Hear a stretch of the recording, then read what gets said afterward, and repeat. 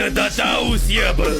Kalau tak tahu, maka tak kenal. Kalau tak kenal, maka tak cinta.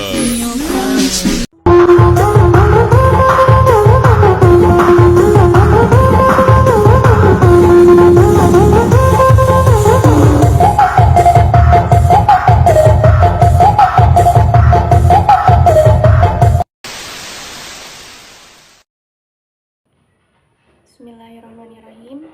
Assalamualaikum warahmatullahi wabarakatuh. Perkenalkan, nama saya Legita Lestari, nomor NPM 24592010-052. Saya mahasiswi Institut Teknologi dan Sains Nahdlatul Ulama, jurusan Teknologi Informasi. Baiklah, pada kesempatan kali ini saya akan menjelaskan inovasi organisasi melalui penerapan manajemen pengetahuan pada mata kuliah teori organisasi bisnis yang diampu oleh Bapak Alif Ilham Akbar Fatriansyah. Baiklah, saya akan menjelaskan apa itu inovasi organisasi.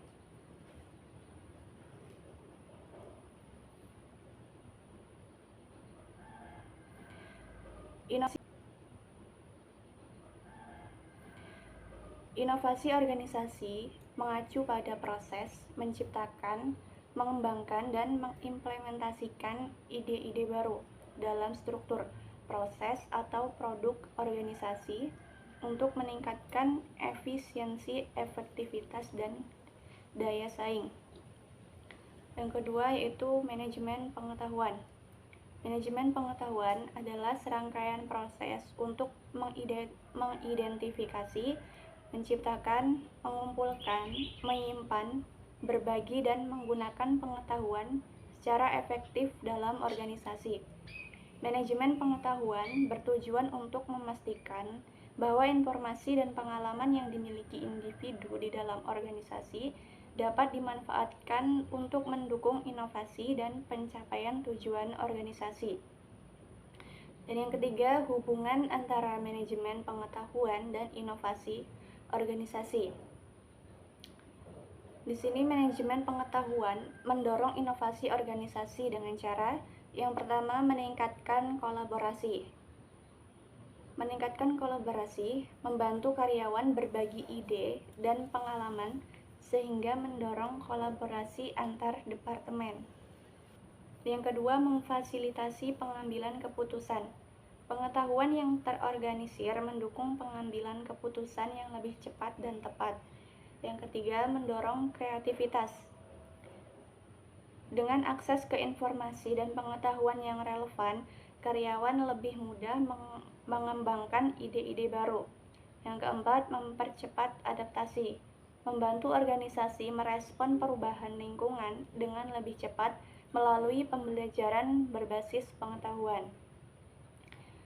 Dan yang keempat, komponen utama manajemen pengetahuan. Komponen utama manajemen pengetahuan di sini ada 3. Yang pertama, people atau orang. Individu dalam organisasi yang menciptakan, berbagi, dan menggunakan pengetahuan. Yang kedua, proses, metode dan teknik untuk mengelola pengetahuan, termasuk pencatatan dan distribusi. Yang ketiga, teknologi, alat dan platform yang digunakan untuk menyimpan dan menyebarkan pengetahuan seperti perangkat lunak, KM, intranet, atau sistem basis data. Yang kelima, strategi manajemen pengetahuan untuk mendorong inovasi. Strategi manajemen pengetahuan untuk mendorong inovasi. Di sini ada 4 bagian. Yang pertama, pembentukan budaya berbagi pengetahuan. Menciptakan budaya yang mendorong karyawan untuk berbagi inovasi dan ide. Yang kedua, pelatihan dan pengembangan. Memberikan pelatihan untuk meningkatkan keterampilan dalam mengelola dan menggunakan pengetahuan. Yang ketiga, penggunaan teknologi KM. Menerapkan sistem teknologi yang mendukung penyimpanan, pencairan, dan berbagi pengetahuan. Yang keempat, komunikasi efektif. Memastikan komunikasi internal yang terbuka dan terstruktur untuk mendukung penyebaran pengetahuan. 6. Tantangan dalam penerapan manajemen pengetahuan. Apa saja sih tantangan dan penerapan manajemen pengetahuan? Di sini ada 4 bagian. Yang pertama, resistensi perubahan. Beberapa karyawan mungkin enggan berbagi pengetahuan atau mengadopsi proses baru. Yang kedua, kurangnya infrastruktur teknologi. Keterbatasan sistem yang mendukung manajemen pengetahuan. Yang ketiga, silang generasi pengetahuan, mengelola transfer pengetahuan antar generasi dalam organisasi. Yang keempat, kurangnya kepemimpinan yang mendukung, pentingnya peran pemimpin dalam mendorong implementasi manajemen pengetahuan. 7. Contoh penerapan manajemen pengetahuan untuk inovasi organisasi. Di sini ada contohnya perusahaan teknologi, yaitu Google, menggunakan sistem internal untuk berbagi pengetahuan di antara tim mereka, mendorong kolaborasi lintas fungsi. Terus ada lagi contohnya industri manufaktur, yaitu perusahaan Toyota mempraktikkan Kaizen atau perbaikan berkelanjutan dengan berbagi pengetahuan antar pekerja untuk meningkatkan efisiensi produksi. Yang ketiga, layanan kesehatan. Rumah sakit menggunakan sistem basis data pengetahuan untuk menyimpan dan berbagi kasus medis guna meningkatkan layanan pasien.